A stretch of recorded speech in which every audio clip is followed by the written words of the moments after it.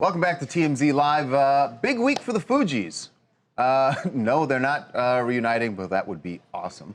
But a lot of people talking about them this week because of Gina Rodriguez. The song's made a lot of news. Yeah, Ready or Not. I actually haven't checked the streaming charts, but Ready or Not. That's actually an interesting point. I wonder if it's like had a resurgence. Might have gotten a boost here because of Gina Rodriguez.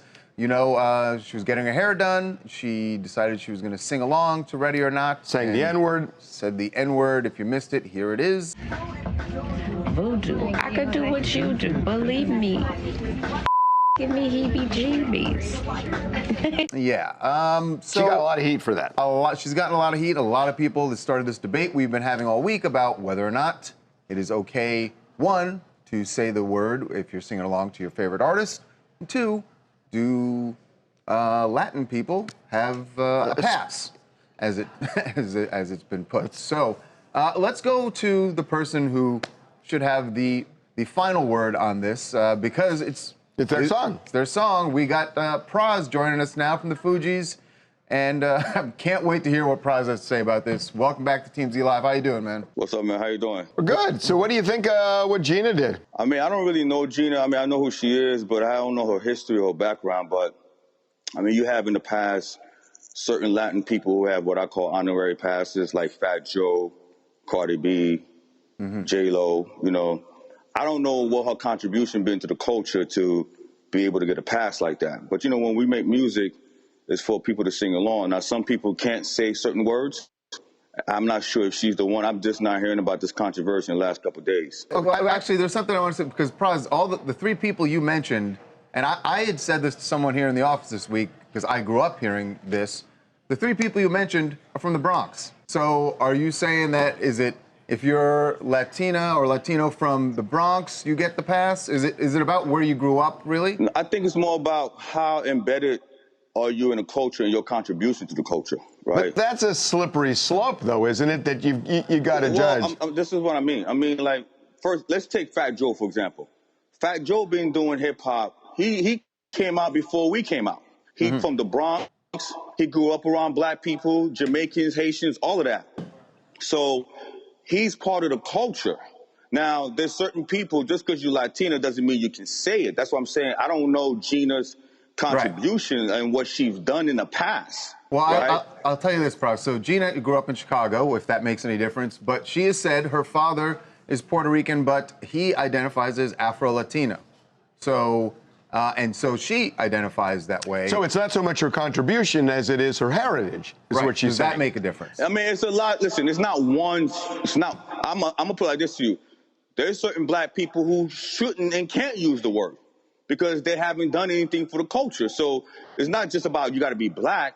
Now, obviously, you know, the word is a very controversial word, but I'm saying there's been Latin people who have used the word and we haven't said anything about it because we gave them this honorary pass to be able to say it. That's what I'm saying to you. I got friends around me who's Latin, who's Hispanics that use the word, and I got friends who Hispanic and Latin that won't use the word around me because they don't have that pass or the authority to use it around me. What about a white guy that's done a lot for the culture? No white guys. No white guys. No white. You can't go there. No, we can't. Even if they support the culture.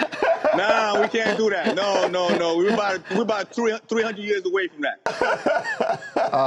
You know, the thing that was interesting about what Gina did is, and this, I'm sure you've heard this conversation for years, even before this, was that she was singing along, as she put it in her apology. It's one of her favorite songs. She loves Lauryn Hill. She loves the Fugees. Always has.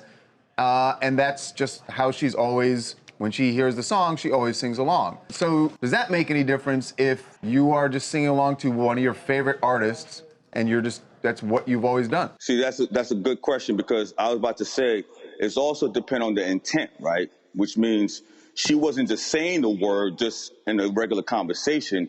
She was singing along a song, one of her favorite songs, right? And then she's been listening to it her whole life, and she's from Chicago, and she's, you know, feels like she loved the culture, and she's bringing something to the culture. But if the pure intent is, yo, I love the song, I remember where I was at when Lauryn Hill was singing that verse, the intent is different than if you just saying, yo, that's my, you know what I'm saying to you? Right. It's a whole... It's a bit slippery, you know what I mean? Right. So I don't know much to make that much of a judgment on it, but I would say that, the intent is very important, and your contribution, and it's a bunch of different things that plays into it. You know what I mean? I want to pivot. Talk to us about, I'm fascinated by this new album and Elon Musk. Listen, man, Elon Musk is still on deck. I just want to say, Big John, Sony, stand up. I got my man Tom Carson, Eshawn, ABS, Warner. Y'all got to stand up, make it happen. Big shout out to my man, Joe Cash, Don P. You know what I mean? Pras, you make it sound, is there some sort of dispute with the label about the release? Because last time we had you on, you were talking about the Elon Musk album. What's the holdup? Hey, listen, Sony, Warner, they got to do their thing. You know what I mean? Vince C, AP, let's make it happen, man. You're calling people out, man. Man, hey, listen, this is one of my favorite platforms. Right. I love this platform. As a matter of fact, I'm going to tell you something. I got you guys on a line on one of my records. Once it's completed, I'm going to send it to you because TMZ been giving me... Yeah. You're going to love it. You're going to love it. You're going to love it. All right, man. Well, we'll look forward to it, man. And, and everyone he shouted out, come on, make it happen. Harvey, Elon Musk is coming out top of the year. I'm hoping Big John, Sony, Warner, y'all step up. Let's make it happen, man. Absolutely. Warner, step up. Okay. Harvey, don't let me catch you saying that N-word, man. Yeah. No, dude, I'm not ready for that yet. I don't do it, and I'm not gonna. No, he's in check. It's all good. I'm cool. But wait a minute. All right. No, you're not fighting this. I know, I'm not. Exactly. Pras, thank you. All right, man. Thank you. Boy, he was adamant about that. I didn't even know what. You were asking as a joke, right? You knew what the answer was. I didn't know what he was going to say. I mean, somebody pulls up to a light and they're singing his... No. Taking a break.